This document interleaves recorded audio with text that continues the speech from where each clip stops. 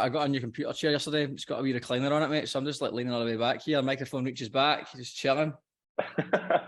Well, I'm in a vintage like wooden woven chair, so it creaks every time I move. So I try not to move my arse. Mate, that's your hips. Get me some WD-40, please. I'm like shocking, like talking about the worst organized podcast. My microphone is in storage still since our trip, so I haven't got it back. So I'm just in my AirPods. So, but they're brand new, thanks to Apple.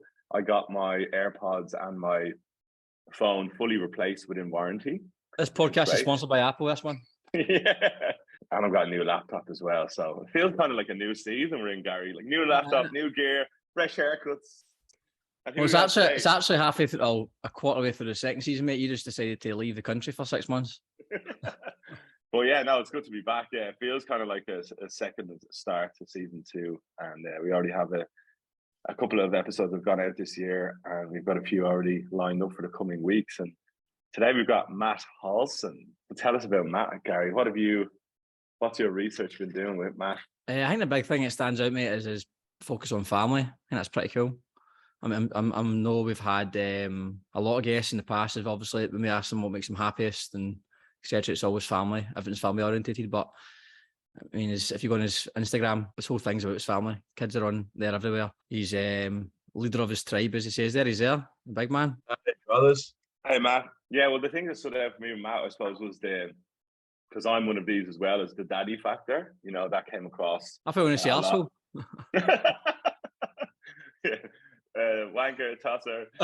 Now, yeah, he's a daddy, and like obviously that he carries that into his work, and seems like a really proud dad, which I can definitely relate to. Because one of the meetings that we were on our trip over in the UK, we brought my son with Sue and I to like a big legal firm that we were meeting over in London, and this was like a huge firm, and I just didn't, I was blown away by how amazing they were. Like in the service when we arrived there, they had a card for Sonny, and they made him they gave him the Paddington Bear. A car or card? A card. Oh, right. Like saying, wishing you, a big welcome to the UK. And I was like, wow, this is amazing. And then when we got into the meeting, like one of the partners was there who was awesome. He actually was Australian. And he did say straight off the bat, he said, I have to admit, I think this is probably the first meeting where I've had like a baby in it. And I was like, oh shit, I was just blown it. Like, now do we look so amateur? I mean, I'm sure you can relate. No, but I mean, the times have certainly changed. You wouldn't have done that 5 years ago, like, no way. But we were kind of like, it felt just normal, because that's kind of us as a family. They kind of go, well, this is us, like, so yeah, we're overseas, so we're just going to go with it, But it's interesting, because one of my mentors, who's an Irish lady, Lorraine, if she's listening, hello, she's an amazing woman, and she took her baby to a meeting. This is going back like a few years ago, and this story ended up going viral because she was like emailing this company or whatever it was. Then she brought her daughter, I think it was, to the meeting, and then after the meeting, there was an email exchange, like follow up, oh, thanks for the meeting, da da da. And whoever was on the other side emailed her by mistake, and it should have been an email into someone in their internal team, and it said something like, "Can you believe she actually brought her daughter into the meeting?" No.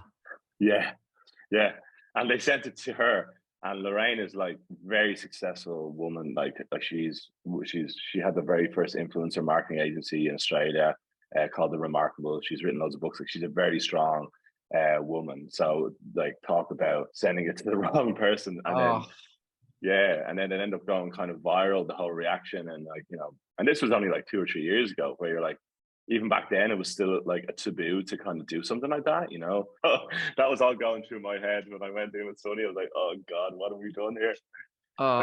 Disaster. That's a bad email to send that. Talk about a like Freudian slip. But it can happen. It is definitely like, everyone's probably done it, right? You've maybe not an email, but you've text, your ex-partner, like, or something like that, when you think you're texting your best mate, you're like, shit. And back in those days, there was no delete. Unsend's a new thing, isn't it? Unsend and everything now. Brilliant. I mean, whoever invented that, be it on WhatsApp, I'm sure that would have had to go through a lot of hoops to get that done. And also with Google, Gmail, you've got 30 seconds to unsend it. That has literally saved my life like 1,000 times. So thank you, tech wizards who have done that. Very much appreciated from your average like dork who is not too tech savvy. Matt, that was a long-winded intro to you. You said hello, and then we just rambled for a few minutes. But welcome to the show. Yeah, I was reveling in my painful introduction trying to get in here. Everything wasn't working for me. Zoom was not. It just kept crashing on me. It turns out all my my mic and headset's not working today for some reason. I was the same. I had the same issue with my headphones. My headphones aren't connected to Zoom. I don't know why. I work on my MacBook, but as soon as I connect to Zoom, it just shuts itself. So it might have been the Office hack. Do you see that came out? I seen that, mate. I have to get a new driver's license now. I'm like, hey mate, I seen a meme yesterday, and it was that old. Remember that thing? The guy just waiting for a mate out in that old saying, but it was a guy. It was a police officer stopping him over, saying, "Can I have your driver's license, please?" And the meme was him saying, rather than just waiting for a mate, was, "I'm with Optus, mate. Just Google it." Well, you know, they also have this has alarmed me because I rang them yesterday because they overcharged me on my bill. But a lovely lady did sort it out. They also had your passport details. Yeah, that's right. I was like, what? Luckily, she said on my profile I didn't have my passport on it, but I'm thinking, geez, if you got your passport, that's like your driver's license is fairly easy. Like, would you replace your passport? Like, I don't know. The email I got says, "Don't worry, there's no financial details being released. However, they do have your passport, driver's license, address." And I'm like, aye, yeah, no worries, no money, but full identity. Yeah. Oh, look. Like a password, I mean, they always say use your own password. Like, there's a load of garbage. Like, I'm sure everybody listening to there has 2 or 3 passwords that they just merry-go-round on everything. That's what I do anyway. And I always get these like triggers going. Like, your password might be, violated or something like that. But you're just like, I'll just go to the other one. Like, you don't really. Like, I'm not going in changing everything. Like, and anytime I use my wife's laptop, because like we, share something, hers is worse. Like, she gets like 7 emails from Google going, "You need to change your password," and all these things. But we never bother. Like, it's just like. And then you get hacked, and you complain to Google saying, "This is a joke." We warned you 7 times, mate. Right, Matt. Sorry to keep you waiting there, mate. Just my number on your password. I'll change it. I'll add an exclamation mark at the end. Done. That'll trigger. That'll treat them out. Brilliant. So Matt, how are you, mate? How's things? I'm good, brother. I'm good. I'm here. Thanks for having me on. Yeah, pleasure, mate. Whereabouts in the world are you, Matt? Me, I'm Victoria. So I'm just down in just outside of Geelong, down the other side of Melbourne. Nice. Yeah. Oh, wow. Premiers, good weekend for you last week. It was a hectic weekend for everyone. Yeah, I'm not the biggest footy fan, as sacrilege as that is to say in Australia. But I always watch the grand final at least, and yeah, it was good. It was good for the town. It had been a few years since they'd won one. They'd been up there, but couldn't quite come to close on it. But yeah, it was good. I know a few guys from work that ducked down to the city, and they said it was borderline starting to look like the soccer riots and stuff. There's flares going off. There was people causing all kinds of mayhem down there. So yeah, it was enjoyable for most people. Yeah, I have a kind of I lived in Melbourne for 2 years, and I have an affinity towards like Melbourne generally, but Geelong I just like them. I think they're the Guernsey was like always cool, and there was like that guy Joe Selwood is like a great player, and then what's the guy Hawkins? Is it like who's just like looks like an Adonis? He's got like the prep boy, golden locks, big huge musty guy. I always like, gosh, like wish it looked like him. But you, yeah. But you guys, yeah, you beat Sydney as well. Battled Sydney. Yeah. Wasn't even a fight, was it? Nah, cigar job. Really. It was over pretty quickly. Yeah. People were saying after the first quarter, it was kind of like people already knew what the result was going to be. Next year, Buddy will be back. And what's that in the background? A bit of incense going there. I like that. Yeah, bro. My wife bought me that. It's like a burning fountain thing. I just got a bit of sage going. It's just nice, man. I like it. It just keeps me a bit more chill. I tend to sometimes get into a bit of sensory overload with certain things. So having a bit of that just tones everything down. I mean, I've got a house with 4 kids, so there's always loud noises. There's always funky smells. So it's like, all right, present here. Let's just get something that makes this atmosphere a little bit different to the rest of the house. So it works well, man. Funky smells. I love it. I love it. Speaking of funky smells, I don't know if you guys have watched the new Dahmer show on Netflix. Nah, I've got it in my wee watch list though. I'm going to watch it. It looks good. Yeah, me and the wife have been watching it. Recommend? I was going to say brilliant. Obviously, it was real, so this did happen. So I was also conscious that like it was horrific what happened, but funky smells you'll know what I mean when you watch the show with funky smells. Okay. Again, he had a lot of funky smells, and he kind of got away with it for long periods. But it's like Netflix has done a good job of like telling the story, and I can't believe I actually did think this, but whilst what he did was crazy, part of you, like you do feel sorry for him, like his upbringing, and there are like times where he actually tried to communicate his thoughts, and like, but it was all brushed off, and his family was a bit like torn up and stuff like that. So like, yeah, like obviously it was horrific what happened, but so you're a Jeffrey Dahmer sympathizer. Well, it's just more that the more I'm reading and like researching into like nature versus nurture, like my belief is that yes, you have DNA and you have certain traits, but it's your environment that can actually steer you. Like just because you're born with a certain thing, I think your environment can steer you away from that. And whenever you see, well, a lot of those serial killers or murderers and things like that, when you look in their past, there's like a fountain effect of things that have happened to them over life, and a lot of times they're not loved, or something's happened to them and there's been trauma that's not resolved, which I'm sure Matt, you've come across. Mate, like get into the meat and bones of it, Matt. I mean, so probably a good place to start is just maybe who is Matt Halston? Yeah, good question. I'm a lot of things these days. I like to say I'm a man first, I'm a father, I'm a husband, and I'm a brother.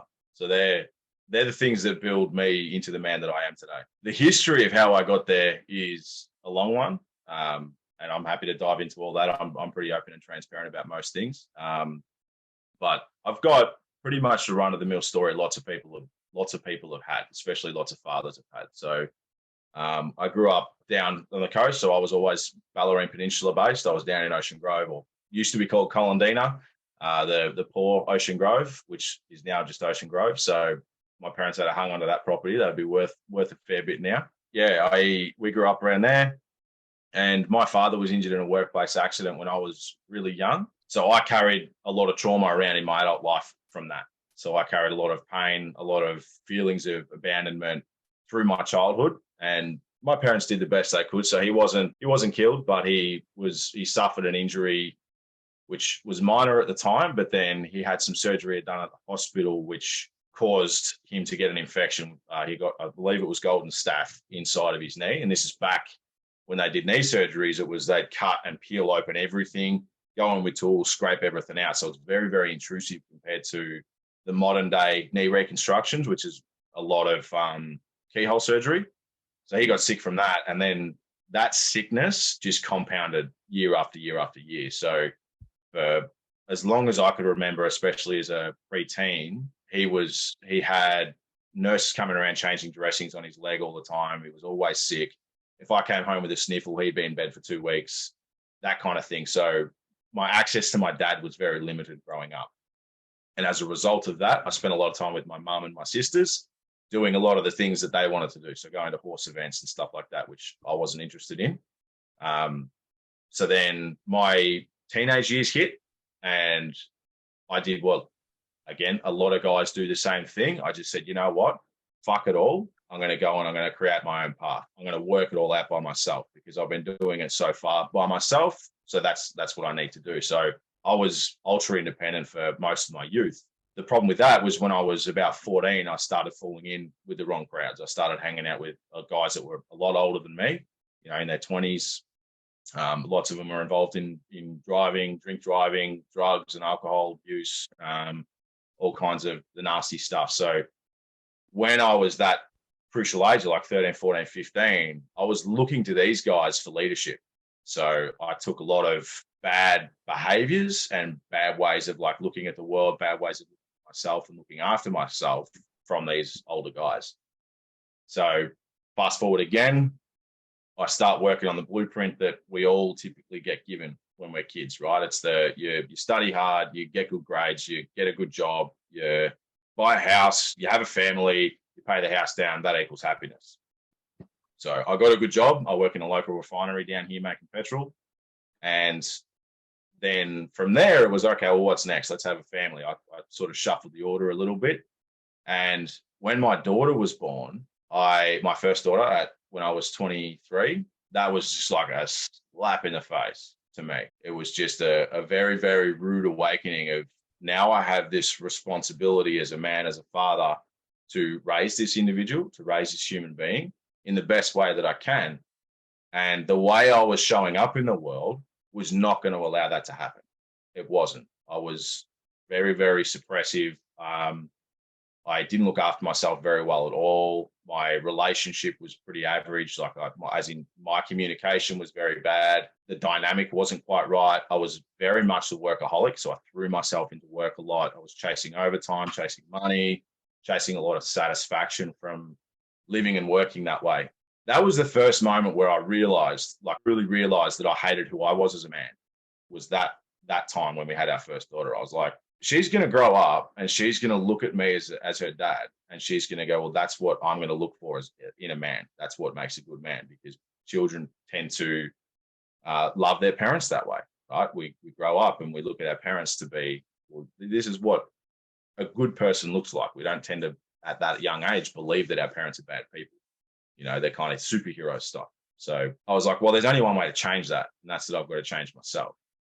And this is back in 2014, thereabouts. And that was like the intro for me to start looking into personal development, self-development, personal growth, all those things. Now, in that process, I went looking for everything. I was looking and searching for information from wherever I could get it. The unfortunate side to that is I had no one to guide me through that process. So this is where my old habits showed up again, of like the kinds of guys I grew up around. And I kind of landed with messages that resonated with those messages that I got from those other people, like from those older boys. And needless to say, the relationship started to self-destruct. It started to implode. My patience at home started to get worse because I was playing this game of like, I'm the victim, which is where, you know, just to throw it out, because you don't mind if I throw shots at other groups? No, I mean, red pill movement and like MG Tau, if you know what they are. So men go their own way. The red pill's like all alpha male kind of shit. I fell into that rabbit hole for a little while, and that was what nearly tore my family to pieces. Like that's just nearly completely split us, because I was sitting there going, I'm the victim, I'm being used, I'm making the money, and it's all getting spent. And I did a lot of things, a lot of regretful things in that period, as far as, you know, just lying about things. I was misleading with truths. I was hiding things like, you know, I started smoking again. Wasn't open and transparent about that. You know, I was just desperately searching for some piece of me.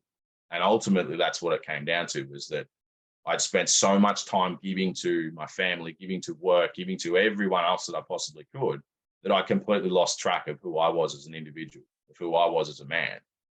And that's where I started to find more about the balance work. So rather than just looking at these red pill alpha, hypermasculine dudes being like, this is what it is to be a good man, it's like, well, where's the balance with that?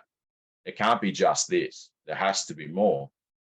And so I started leaning more towards looking into the feminine side. And that's where I found the author, Trevor Boehm. If you guys haven't come across his name before, look him up. And he talks a lot about the primal and the divine as a balance, right? So that to me just started to speak to me and started to shift me. And I couldn't wrap my head around this fact that he was this dude sitting down. He does yoga, he does meditation, he sits down, he can hold space for people, he can, you know, talk guys through episodes of crying and severe trauma. But he's also been a professional fighter. He was also a personal bodyguard for rich people. He'd done all these crazy things. And I couldn't wrap my head around how this guy that was so primal or so masculine could also have this other side to him. And I knew there was something in that. So I started leaning into that work. And that's a whole new level of work for men, is figuring out that balance of the self, figuring out the balance of the primal and the divine, and seeing where they sit on that line. Because even today, there's a lot of still hypermasculine. Think Andrew Tate. Everyone's seen Andrew Tate on social media, hypermasculine, right? The guy that just says what he wants, does what he wants, and all the rest. And it's appealing to a lot of young dudes, but it's supremely self-destructive to mental health. It's supremely self-destructive to relationships, to lots of different things. And then there's the divine, which is guys that are really, really hyper spiritual, in that hyper spiritual space, which I don't begrudge anyone doing that. It's cool, but that was never kind of where I could see myself ending up. And that's not to say I won't. I'm still growing. I'm still practicing. I'm still open and expanding myself. I could end up there. I'm just not there yet. But finding that balance of where do I walk this line and what does it look like? What's it going to affect? Completely changed my relationship dynamic. Completely changed it. Completely changed my family life. Completely changed my perspectives and outlooks on life. And to say that the growth through doing that kind of work that I've done for the last sort of 4 years, the effects that's had on my mental health in particular is astronomical. It's borderline beyond belief for me. You mentioned 2014.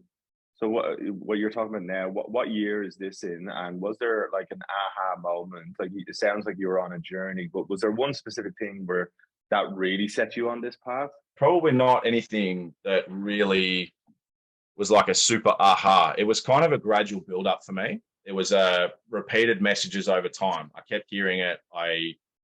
Then I decided to buy a book. So I bought Traver's book and I read through that. And that was kind of the initial breeding ground for it.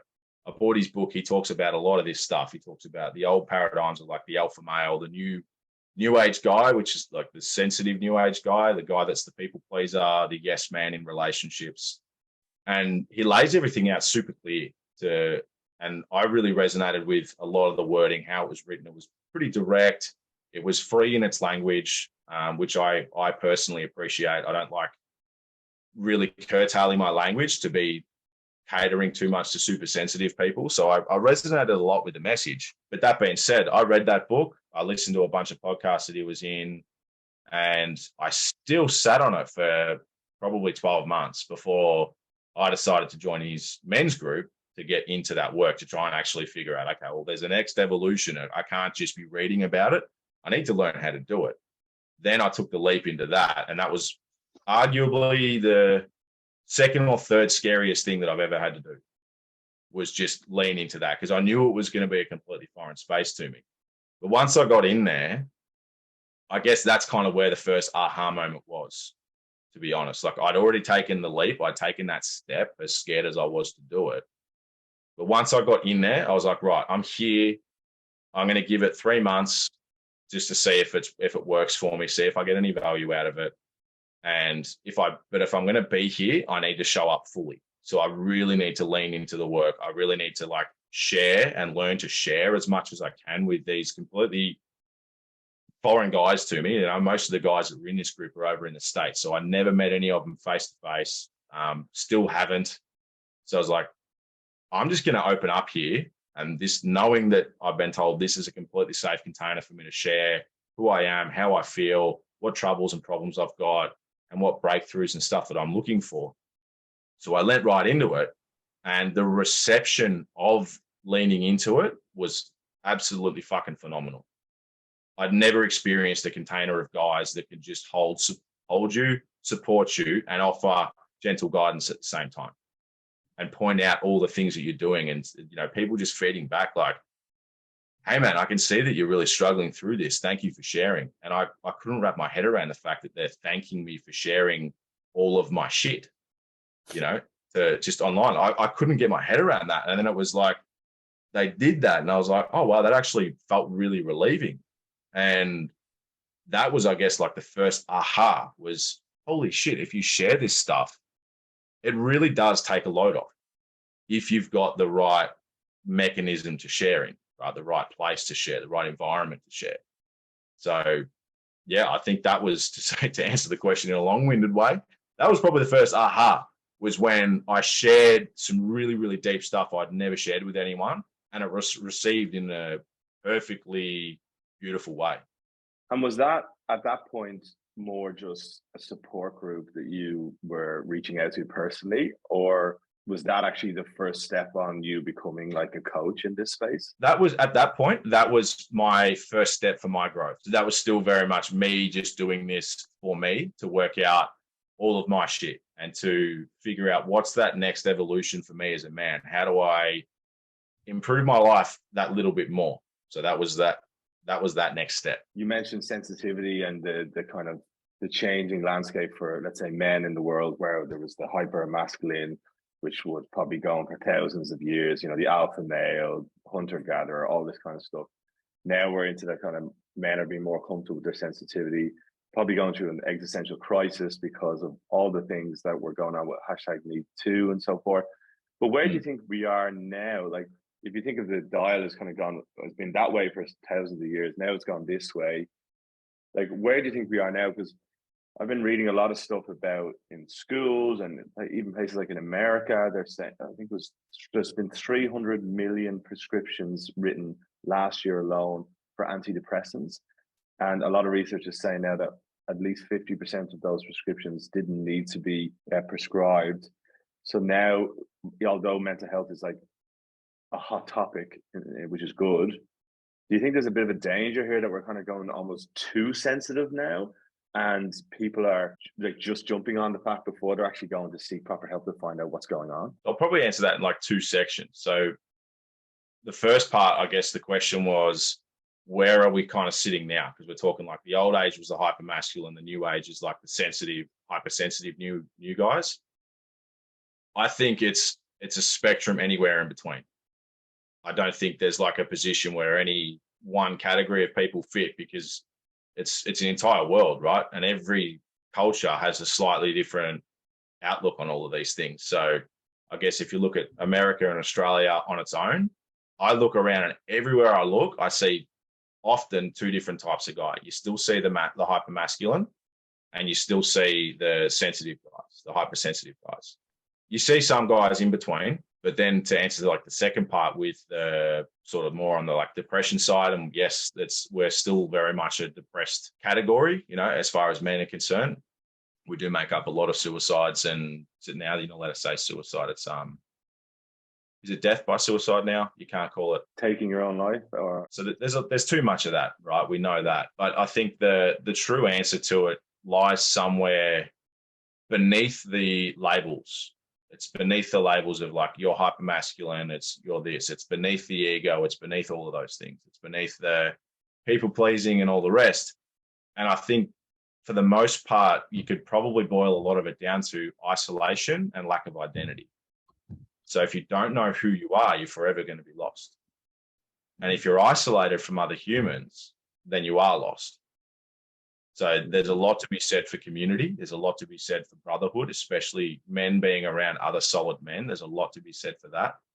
And yeah, because do you think that we're kind of, is what's going on at the moment, let's say for men across the world, like we're paving a new path almost? Because like, you know, if you are in the sensitive bracket or that kind of side, sometimes like if you don't, like there's still that connotation that, well, if you don't speak up or you're not strong in that scenario, that you're weak, you know, that kind of way. So whereas, yeah, sometimes like to show that strength almost is like a badge of honor to go, yeah, well, I was strong there, you know, oh yeah, I was a real man there. And then that kind of fills you up. Whereas if you don't have that, then you kind of go, well, who am, where's the equator? Where's the line of like, you know, and that's where like I actually don't know the answer to this. Like, and it's probably because I think we're trying to learn this for the first time in thousands of years of like what it is to be a man, you know, kind of way. And I think balance keeps coming up, right, Gary, whenever we talk about this on the show. Like, you need to have a little bit of this, a little bit of that. Maybe you need to be a bit of a strong arsehole sometimes when you need to be, but then also you need to be able to flick the switch and be sensitive and cuddly and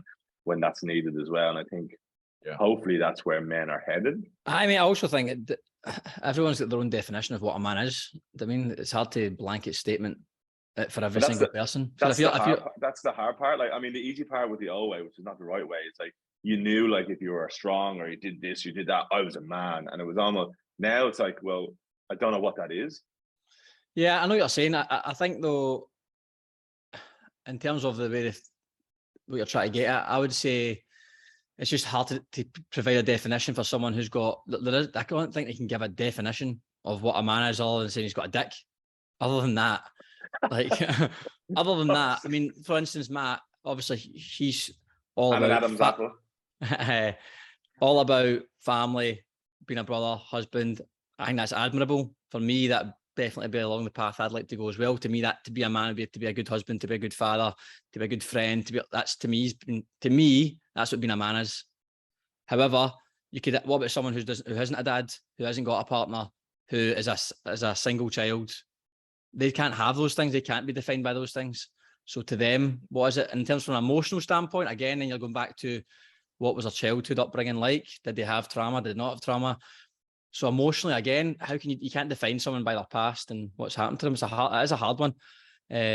I think there's obviously principles, and I noticed this, Matt, in your Instagram. Actually, you had some principles. I like that. I've got some principles I've been working on in the last like 6 or 7 months myself, trying to find out what my own principles really are, and try to get rid of the noise a little bit to work out really what sticks true to me. Try to maybe 3 or 4 I've sort of resonating with, but I've seen you had 7. Do you want to talk about them a little bit? Because I think they're pretty powerful. Yeah, sure. I can talk about that. Just to sort of loop back before I do, I agree with the definition of what makes a man a good man.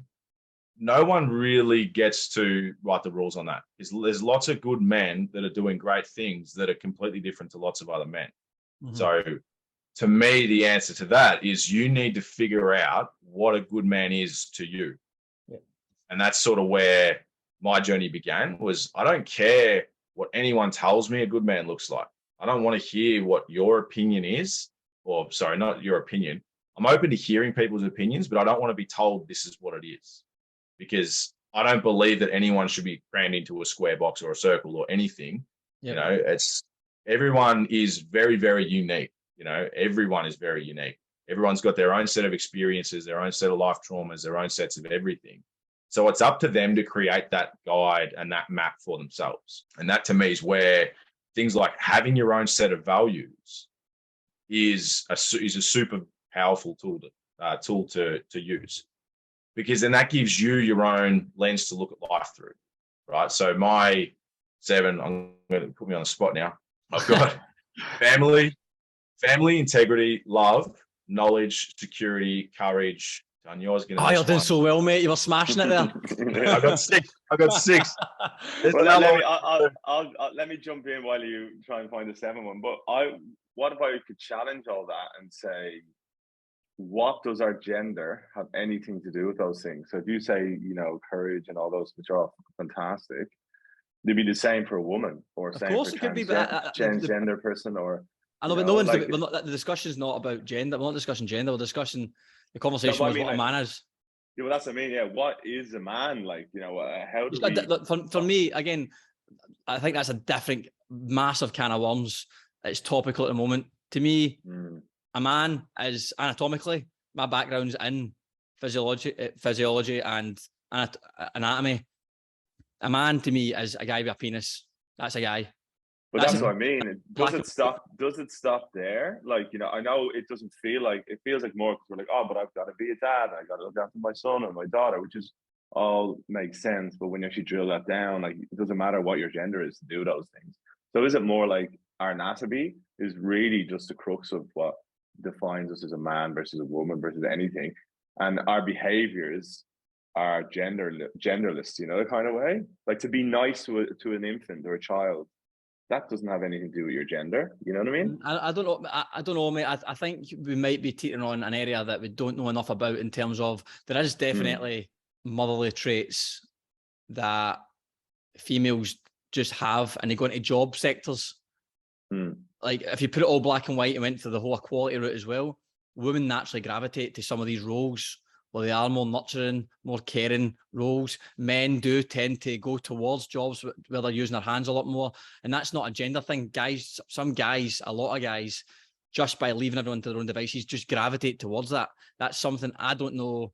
There's probably a better explanation than I've just given, but it happens. It's a fact. That's not... Well, I'm going to give one more rhetorical question, and then, yeah, because you're right. I think this is a whole new topic, but I would challenge that even again, going back to the other episode we had in season 1 with Cecilia, who said, well, I agree with you, all those things. I feel women they take their time with things, better thinkers, more nurturing, which is all amazing traits. But again, is that just a trait that has been built into the female embodiments over thousands and thousands and thousands of years of, you know, environments? You know what I mean? Like if all those things were changed, going back to, you know, 60,000 years ago, it could be men that who had all those traits, and then women have the opposite. You know, we don't really know. I don't know if it, I think we don't know, but I think there is answers. Yeah. I just don't think I know. I don't know. I can't give an I don't educated think- answer back to you, We mate. might not. I don't think I don't think we're going to solve it on these lads are mental. But, it is something That's that's what I like, there's some news story going. Do you see those lads on that podcast? They just solved what it is to be like. But no, like I think like it's more just like to put that question out there for anyone that's listening, to just have a think about that and just challenge that a little bit, because it seems obvious that like a man can be a man and a woman can be a woman. But like, is that more just because we trained ourselves to be that way over thousands of years? I mean, I have been a massive hole that we Well, cannot answer, man. It's a good segue. Because going into our first official question, but just talking about family, and obviously, Matt, it seems like it was one chord that struck with me, being a dad myself, that comes across in all your work, and you seem like a real proud dad. You've got 4 kids, and you've spoken about your dad already. I'm not sure if he's still with us, but you know, where did that principle spark from? Childhood, your relationship with your dad, or maybe the relationship you didn't have with your dad? Like, what's made you the dad that you are today? I mean, obviously, it wasn't through his own fault that things sort of things landed the way that they did. But I think what most parents would normally strive to do, in my belief, is that they take their experiences as a child and then they try to improve on those. So my dad wasn't a particularly affectionate father, as in physical affection. Now, he had his reasons for that, which I have spoken to him about. And I've spoken to him about the fact that, well, that affected me, and that affected me and how I show up with my kids, because I never received that physical affection from my dad. So then when I became a father, I was awkward and uncomfortable with it, because I kind of didn't really have permission to do it. And I kind of was like, well, I don't know what's really appropriate. You know, it just seems like such a silly thing. But it's like, well, I don't actually know, because I never experienced enough of it. But then that sort of blew out in my mind to the much bigger picture of like, okay, well, this is coming from my childhood and my upbringing. So what else is coming out from my childhood and my upbringing? And what things can I take that I appreciate and apply? And what things do I need to take and go, well, this is what I really needed when I was that age. And then how do I provide that to my kids? And, you know, love and compassion and understanding and all these things don't necessarily come that natural to men, especially when we didn't receive enough of it as children. So it sort of became my mission to be like, okay, well, how do I get comfortable myself to do this and share this with my kids? And that was sort of a massive part of this work, and a massive part of this process is what from my childhood affects me now still.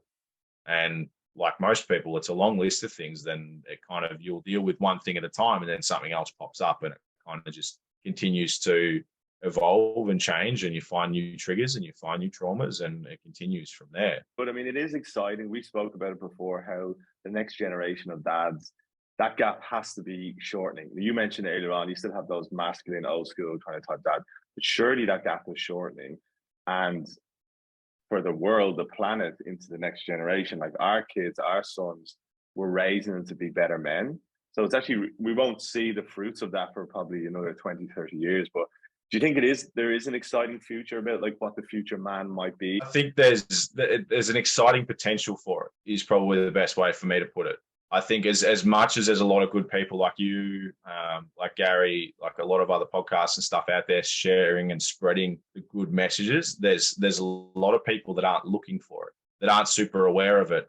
And I think a lot of that comes from how we're fed information, right? We always absorb the information the best when we're out looking for it. So I find that when we do mental health things, especially in the workplace, it's like, well, it's great that you're doing it on face value, but how much are people actually taking away from it? And I think that a lot of it can sort of get spun as like corporate jargon or corporate, like, we have to do this, so we're going to do it. And I completely disagree with all of that. It needs to be much more of like a one-on-one. It needs to be personalized. But that being said, you also need to just spread the information and share the information, because without the information and you don't know what you don't know, you may not even start looking, right? So there's a balance there. I guess that there's a potential for a lot to come out of the wash in the future, especially for our sons. But a lot of it depends on how many fathers are prepared to step up to the plate and accept more responsibility for the roles that they play in the family. And they're dealing with their trauma, they're dealing with their pain, they're dealing with their emotions, and learning them for themselves how to better communicate all of those things. Because I think that's one of the big barriers that men have, is we don't know how to communicate how we feel. And when we can't do that, our partners end up feeling alone and isolated in our relationship. And because they don't feel seen or heard, because they'll share emotions with us, we don't share back. But all we do is we turn up and try to fix. We try and fix the emotions. But that doesn't pay off, because that's not necessarily what they're after. So I think more and more dads that are actively choosing to look at all those things and look at how they can better improve themselves as men, those kids, the kids of those men, are the ones that are going to reap the benefits. And their nieces and nephews, their grandkids, and their friends, the children of their friends are going to start to benefit from a lot of that. So it's kind of like the more of those men there is, the more that better message, that better parenting model is going to spread everywhere. Obviously, you're a men's coach, you're a men's empowerment coach. If that hasn't already been made clear, what advice would you give to, or tips or coaching advice to dads, new dads to be, or even experienced ones who are maybe older and are looking to find something transformative for them? I think for a lot of guys, the first step is to identify what is the most important to you. Like, what is truly the most important things to you. And that's where the personal values comes into things a lot, and checking priorities comes into things a lot, because we're sort of creatures of habit, right? We build structure, we build routines typically, regardless of whether those routines are good or bad. We tend to wake up at the same time. We will, if you drink coffee, you'll make a coffee and then you'll run out the door to work, and that'll be like your morning routine. Not necessarily a good one, but it's a routine nonetheless. So checking how we build those routines into our life, like not saying no to overtime, can be a problem for first-time fathers, right? You've got this kid, you've got this new little baby, and you're still going to be stuck potentially in that working mindset. Like, all right, I've got my 2 weeks off, and then I'll go back to work. And then when I go back to work, I go back to work the same as what I was before we had the baby. And then you kind of can end up with this separation of family and work. And the best thing you can do is find a way to merge those two things together, which is not easy. So then establishing a core value system for yourself where you can look at that. Like for me, family's number one, and it always was, but it wasn't always, if that makes sense. So family's always been the most important thing to me, but I wasn't putting it in that number one place. I was still putting work ahead of that. And it's not always going to be number one. Like sometimes my integrity is going to take over, or my desire for knowledge will be bumped up a little bit above my family, because my growth as a man is very important as well. And sometimes there's a bit of a trade-off there, but not even realizing that family was a priority for me in that context of like, this is out of all these things that my life could be, the most important things to me, that's right up there as number one. So if I'm going to work and I'm doing all this overtime and I'm not being there for my family, I'm talking like being present with them, then what am I actually achieving? What am I actually serving? Am I serving a business? Am I serving my own ego? Am I serving, the expectations of other people over the expectations of my family? And I know I was guilty of that for a very long time. I put the needs of a business and the needs of looking like I was a high achiever ahead of servicing the needs of my own family. And that cost me a lot. So not to blanket term it and say that every man that's a new father needs to put his family first. It's like, no, you need to work out what the most important things are to you. Then you need to prioritize how you employ those things into your life. Because if you're like me, I couldn't come to this point of like, my family's number one, I need to be hyper present with them, because I'd spent so much time ignoring myself and what I need. So I had to work that out first. I had to fill my cup so then I could go and fill the cups of my family. And then it becomes this game of like, all right, top up, recharge. And then you start to level all that out. And then that's when your family dynamic really starts to shift. So yeah, for me, knowing the things that you stand for and then being able to prioritize those things and change them as you need to suit the varying things that happen in life, they're probably the best things you can do as a new father. I remember seeing pretty much piggybacking off what you just said. I remember seeing it was a diagram. I think it was by James Clear, and it was 4 pretty much hobs, like burners on like an oven stove top, and it was only 4 topics. So let's just say family, life, business, and then social. And I had them all basically saying like you can't have them all on at the one time. It doesn't mean one's more important than the other, but you have to maybe sometime the family's turned up at full, maybe that's when the birth of your child, and the other ones have to be turned down. But then once you're settled and you need to start providing for your family, or whoever it is, the male or the female doing that, then you may have to turn the family down a little bit to get the business one turned back up again. And that's always resonated with me. I thought that's pretty much the easiest way of looking at it. It is impossible to give yourself to all those things. Like you said, sometimes you're chasing a little bit more knowledge to improve yourself, which then, of course, then allows you to be a better husband, father, man, whatever it may be. But I think that's pretty much distills what you've just said there. I think that's brilliant. The good thing about what you've been saying there as well, on top of all that, is that it is quite straightforward. You know, often when we try and tackle mental health things, it's always like, oh God, I know I could do that, but just the effort, and you put it in the too hard basket. But it also kind of reminded me of like I was getting kind of journaling, kind of like, you know, if you write something down, it's like anything in life, if you actually stop and just write down some goals and objectives or where you want to be, it just helps you to no end, even though you might not look back at them again. But when you actually put something down on paper, you almost hold yourself more accountable and responsible. And as you were saying, if you can at least do that in a very simplistic form, that they are the core things you want in your life, then at least physically, emotionally, mentally, you are putting it on the table, so to speak, and then you can actually, you know, tweak it and move it around, as you say. And even thinking of those principles that you say, now that you are a dad and you've got 4 kids, what are the type of principles now that you try and instill in them? You know, you've spoken about your past, you've spoken about your own journey. Are there any principles in specific that are new, maybe, that you're like, I want my kids to have this, this, and this? No, not exactly. So they're my values. And what we did as a family, once I found what my values were, these are the things that are the most important to me. We then took that into the family, or I took that knowledge into the family, and I went through the exact same list with my wife, and we found out what her values were. Then we did the same thing with the kids, and we found out what the things are that they value the most. And then we made a family list. So we took, what are the important things for everyone? And then we go, okay, where are all the common threads here? So we kind of did like a voting system, right? And everyone got a vote, everyone gets an equal say. And then when we go, okay, we've got these 10 things, that's probably a little too many to remember, especially with the young kids. So let's trim it down to 5.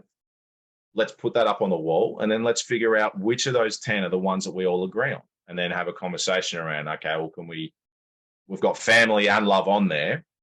Do we need them to be separate? Or can we say that family is love? Or can we say that love is family? And then which word resonates with most of us, with all of us the most?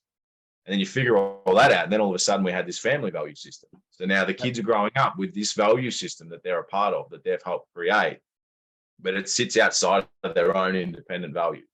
So, and values can change, especially from a youth up until an adult. Your values are going to change with time, because you're going to be more capable of dealing with things yourself. And you obviously, if you're tied to a family value system, you might start to change some of those things, being like, oh, I'm super comfortable with this, that I don't see it as that important anymore. Like family, my family is super important, but now that I'm an adult and I'm going out in the world on my own, then knowledge is more important than family at the moment. So I might drop one off. But to me, it's like, I'm not going to instill values into my kids that aren't theirs. Yep. So I'm going to teach them how I believe people should show up in the world, like speaking the truth, being honest, like love of learning, you know, all those things, like doing what you say you're going to do. All those things are important, but that doesn't mean that they have to be their top values when they're older and the things that they cherish the most, because I don't want my kids to be me. I want my kids to be uniquely themselves in the best way that they can be.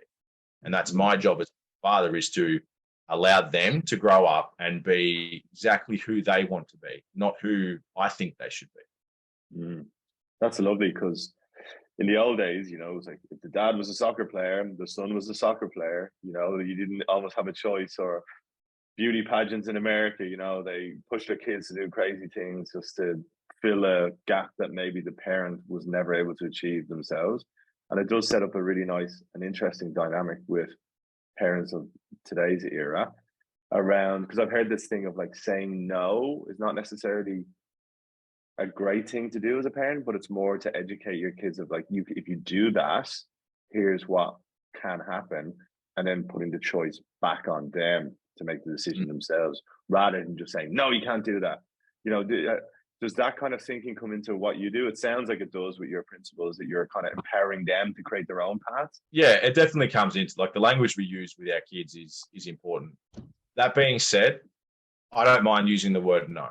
Yep. Because there's, not to say I'm preparing them for life as such, but if there's something that I do not want to do, then I should be comfortable saying no. So if they ask me, hey, can we do this? Well, no, I'm not comfortable with that. It's a no. So I'm okay with that. So it's not always, I find that some people that refuse to use the word no can lean a little too hard on like people pleasing tendencies. Like, oh, I don't want to say no because I don't want to upset someone or whatever. It's like, well, people need to grow up to a point where they realize that you're not in control of other people's emotions. So saying no and they get upset by that, that's not a you problem. That's a them problem. Yep. With them not being able to handle the rejection. So again, not to say that I'm like saying no to my kids to prepare them for people to reject them, but it's certainly a piece of language that's used frequently through life. So they're gonna get used to it one way or another. Now, I don't, and I'd rather say no instead of saying, oh, we'll see, or maybe. Yes. Yeah. Putting it on the long finger, I think it's just dismissive. It just doesn't help anybody in this scenario. But it definitely, you know, speaking from experience, it does get hard sometimes when they're crying and you're like, fuck, I don't want to put on the TV, but fuck, it'll make it so much easier. I can, you know, have a cup of tea. Like you're in this constant battle of like, I know I should do this, but there's the easy way out, you know. But is that okay as well, do you think, Matt? That sometimes it's okay if you just need to like be a little bit, not lazy, but, you know, be human, I suppose. That's the key point. It's be human. What makes sense to you, right? And what makes sense to you may look completely different to what makes sense to me. So I don't like the rules that society throws on the parents to be like, you shouldn't let your kids watch more than an hour of TV a day and all this stuff, because all that we do then as parents, and I know this is true definitely for my wife, that she will take all that information on board and it almost becomes personal to the point where she's like, I can't let them watch any more TV because they've watched an hour, but I really need a break. You know, and she has her own mental health problems. I've got my own mental health problems. Everyone's got mental health problems to an extent. It's like, well, you're fucking human. Do what makes sense to you. If you need a day just to chill on the bed, feed the kids, and just let them watch TV, I say do it. If that's what you need to recharge yourself a little bit and to get through, because parenting's hard. It's not easy. Anyone who sort of says, oh, it's super easy, probably has a really, really, really good support network and may have nannies and they've got a lot of money and all these things, but parenting's not easy. It's not. And there's all these rules that society gives us that, you know, you can't yell at your kids, you can't do this, you can't smack them, you've got to spend X amount of time with them, they can't have more than this much screen time and all the rest. It's just like, there's so many rules. There's just so many rules about it. And it's like, what are the actual rules? And who created them? I mean, the rules are like you growing up, like, I'm sure you can both relate. Growing up, I had the best childhood ever. Like, to me personally, it was far looser in terms of how you grew up. Mum and dad did the best they could, done a brilliant job, but there was none of this. I watched TV all the time. I was out playing, come back home when the street lights come on. Do you know what I mean? It was like, now you're not allowed to, where are you going? Across the road? Nah, you're not going across the road, too dangerous. Who knows what will happen between leaving this front door and that front door across the road? It's chaotic. Like, the rules have got so strict, and to the point where people are frightened to do anything, parents and kids. But then, as Matt was saying, like, who the fuck is making those rules? Like, you know, where's the old people with no kids, mate? People with no kids. Yeah, exactly. And like, becoming a parent, I found a new, like, even increased more love for like single parents, you know, because it does come down to some of the most basic things in your day. Where is it like, if I need to go to the toilet, have a shower, you know, my wife just keeps the eye on Sonny for a while. But you know, so I always got to start thinking about God. I'm like absolute shout out to single parents who do all this a lot of the times just on their own. Like, it's just phenomenal the endurance that people show and the sacrifice that people go through to put their kids first. Like, it is phenomenal that, you know, what people do out there. So, but then that also opens up probably another thing of like, you do need to look after yourself, as you're saying, Matt. Like, sometimes you need those days, and that can be hard, you know, because you're so entrenched in your children that, you know, you don't put your own needs first, and then you're not getting sleep, you're not exercising, maybe you're not eating well. Then that sets you on you know, your own little thing.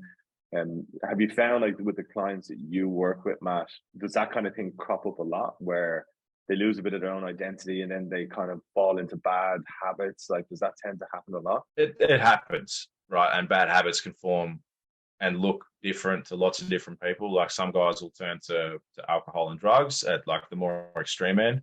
Some guys turn to porn. Some guys turn to video games, Netflix, TV, sports, you name it. Like, there's lots of ways that we can try and numb out the world and try and justify it as a need, or justify it as like me time. But it's not necessarily. So I don't class any me time as a situation where I'm away from my family to my family's detriment. So if I'm leaving and then coming back and I haven't provided enough love and support to them before I left, I'm going to come back to a shit fight.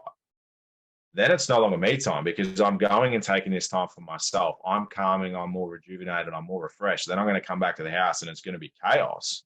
Well, that emotion that I'm bringing back to the home is going to dissipate really quickly, because all of a sudden I'm running around trying to put out spot fires. So for me time is, for me personally, it has to start with the family first. I need to give to them so that I can go and have my me time, knowing that when I come back, everyone's at a much lower level, right? Everyone's energy's down that little bit more. So then I come back and it's like, oh, this is nice. This is cool. I went and did some stuff for myself. I feel better. I come home, everyone's pretty good. Even if they're a little bit ratty, it's like, okay, cool. I'm in a space where I can take care of what needs to be taken care of. I can give you the time and the attention you need without feeling overloaded or feeling overwhelmed or anything like that. And to circle back to Gary's reference to the stovetop analogy, where you've got the 4 different pots and they're all boiling away, and, you know, you're going to turn them up, you're going to turn them down. Like, that's our sort of day-to-day life, right? That's our week on, week off. Like, during the week, we turn up the work one and we turn the family one down. The weekend rolls around, we turn the work one off and we turn the family one back up. It's like, well, it's all water that's boiling, right? Yep. But what happens when that water boils? It evaporates out. That water is our energy. So how do we replenish the water in those pots? We need to go and fill up a jug. We need to go and pour it in there. Well, that jug of water is our emotional energy. That's our needs. That's where, if we don't fill that up and we're in there trying to fill up all these pots and trying to keep everyone happy, we can't do it because there's nothing left. So that me time and that having something that is for you that you can do relatively frequently is important. It's super important, because or else we just end up empty. We give. And then we just go, well, I don't even know. I can't give anymore. I've given everything I can. And I'm still failing because everyone's still chaotic. Everyone's still anxious. Everyone's still demanding things. And I've got nothing more to give. So that means that I'm failing in some way. It's like, you're not, bro. You just need to work out what it is that's important to you. And you need to find a way to lift yourself back up. And to, again, circle back to brotherhood, like having a really, really solid group of men in your corner is so important for that, because that can really pick you up when you're feeling shit. I think that's a good point. I agree with that. I've been involved in sports, all football my whole life, and I've always had a big group of mates, or a big social circle of mates. And nowadays, sometimes that gets, I wouldn't say frowned upon, but people say a big group of lads, and then a whole toxic masculinity conversation comes up, etc., etc. But without those groups of mates I've had, like that is my escape. A lot of times they're the ones who understand me in certain circumstances. They go through similar things to me. They keep me strong. They keep me, like, change my emotional state a lot. I could have a terrible day at work, and then I've got football go at night, and I come home stress-free, laughing, because they can resonate with me, and we just get rid of it together. That's so important if you've not got. Because with guys, yeah, you need to have that, you know, the stupid, shitty chat you have over a beer. Like, there's just a certain level of a chat that you have with a bloke that you, like, is separate to when you have it with somebody else. And as you were saying, yeah, Gary, that does let off steam, so to speak. And if you do that, then you come back into your environment, as you were saying, Matt, like a better person. So you, like, having that space is actually good for the dynamic, because the danger that you were saying, if you're not doing those things that you mentioned, resentment starts to build. And the resentment is probably one of the worst things you can get within a relationship. And like, I certainly hold a lot of resentment. And the trouble with resentment is you don't know sometimes where it's coming from, but then it bottles up and then it comes out and forms its ugly head in your relationship in different ways. And then, you know, even though you're still on the same team, like, it's just like, yeah, resentment is an awful thing. Well, actually, I like the tip that you said, that like leaving somewhere in a solid foundation is good. I haven't thought about that before, but it's like, if you put into the bank, like, then you can get some change back out. Because if you do go, like, if you go and do a fitness class and you just go on a whim and then you come back and then like your wife or partner is like been with the kid for an hour or two and then they're shitty and then they get snappy with you and then you get angry, you're like, I'm only trying to have my space. And then it starts this weird vortex, like, you know, and then you get through all that. And then all of a sudden you go sleep, you wake up and then you got to do it all over again. Yeah, so there's definitely a balance. There's a balance within that as well, right? And I know for me personally, I was in a position where I had nothing left to give when I first was like, I need to do something that's for me. So I was like, I'm going to go on a camping trip by myself, on my own. I don't want anyone else near me, no one at all. I don't need any demands from anyone else. I just need quiet solitude, somewhere where I can just get my thoughts sorted, be out in nature, ground myself a little bit, and just drive some places, go and see some shit I haven't seen before. That's just for me. And I can just go wherever the fuck I want. I can drive down a road and I can go, I'm just going to go down there for a look and see what's down there. You know, so when I went to do that, I couldn't fill the cups anymore because I had nothing left to give. So, and this is just to sort of help the guys out there that might be thinking like, I can't make that nice thing because everything's so chaotic and everything's feeling real shit and everyone's like, there's a lot of resentment and all this stuff. It's like, well, that's where you're going to have a hard conversation about the fact that you're going anyway, because you need the time. But what you need to do is when you leave, you need to help out as much as you can before you go, as hard as that might be. Maybe make some, like, this is if you're doing what I did and going on a camping trip, make some food and put it in the freezer. Then your wife doesn't have to deal with the cooking. Right? Tidy up a little bit the day before so that she doesn't have to do so much cleaning. Like, make her life a little bit easier before you go. Then you can go, you calm, you ground yourself, you chill out, you get some of that energy out. And then when you do return home, you would best make sure that your energy is better. You need to make sure your energy is better when you get home. And it needs to be like, she can be yelling and screaming and carrying on, and you need to do your best to hold space for all that energy and all that emotion, because you've done something that you potentially haven't done much of before. And she might be a bit wild. She might be a bit challenging. And you need to go, okay, well, I'm just going to hold the space. Yeah, I understand. I feel much better. I'm here. I'm calm. What can I do to help you? What do you need? And then start to work out what she needs. Maybe she needs to go for a break. She needs to go for the rest of the day and go and do whatever she needs a massage or a facial, or she wants to go for a nature walk herself, or do something, go and hang out with her girlfriends. Then when you get home, you go, okay, cool, I'll take the kids, you go do that. And I'll deal with the rest of the family stuff. I'll cook dinner, I'll get everything sorted. And that's where the trust can start to build, because you're showing up in a better space, a better way than you were before you left. And then that, to do that consistently, then builds trust. And then when the trust comes, that's when they start to really understand that, oh, when he goes, he's actually going to come back better. Oh, he's getting a bit feral at the moment. It's like the point now, my wife will ask me if I'm getting a bit overwhelmed or I'm getting a bit snappy or anything like that. She'll be like, oh, do you need to go and do something? And I'm like, you know what, you're right, I do need to. So make that happen. So it's gone from me asking and her getting really upset and tight because it was going to make her life so much harder when I was gone, to her suggesting that I go. So there's absolutely power in taking that time, but the real power is how you show up when you come back. That's good. That's great. I think the deposits into the bank is kind of what you're saying there. And I think if you get to a point where your partner can see that, read it, and suggest you to go back into that space, like that's, in my mind, a really good sign that you're working like as a team. And that's something that I know Sue says to me a lot. Like, we need to work at this as a team. It's not just you anymore. Like, you've got other people to think of, which is a nice way to kind of bring the episode to a close. But before we finish, we do have a couple of quick fire questions that we do ask everybody on the episodes. So we do have an imaginary 60-second clock, which I don't think after 24 episodes we've ever stayed under 30 seconds, but there's no pressure to hit the deadline. But question one is, when are you at your happiest? I'm at my happiest when my cup's full and everyone around me is calm. Nice. What's your current mental health out of 10? I'm going to say 7 or an 8. Okay, that's good. And where do you think the world is out of 10 for mental health awareness? When you say awareness, do you mean understanding mental health, or do you mean just hearing the message that mental health is an issue? I would say understanding. Yeah, like, where do you think the awareness and the fact of like where are we in that understanding and knowledge point? I'd say 5. Okay.